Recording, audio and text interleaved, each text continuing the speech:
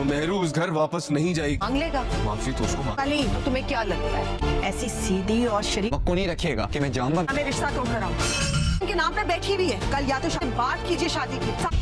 कितनी बार आपको प्रोजेक्ट्स मिल रहे हैं। क्या कहा तुमने? खुर्रम को एक रेस्टोरेंट में देखा था, यही वजह थी कि इसको ये सब जो सच है वही बोल रहा हूँ। आए सीरियसली जाके भाभी साथ से मेरी बच्ची शादी की तारीख मिलेगी। हरगिज मुझसे ये मेहरू के घर और उनसे मना कर लेकर। इस लड़की तुम्हें कहीं नहीं मिलने। फराज मेहरू से माफी मांगी और अगर उसने ना मांगी तो कल रात कशमाला और सर अगली एपिसोड बहुत जल्द आपको मैं तेरा की आने वाली एपिसोड बहुत ही इंटरेस्टिंग होने जा रही है, तो लाजमी इस एपिसोड को देख लीजिएगा।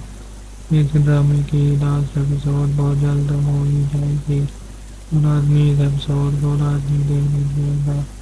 लास्ट एपिसोड बहुत अच्छी होगी, अभी एपिसोड बहुत अच्छी थी।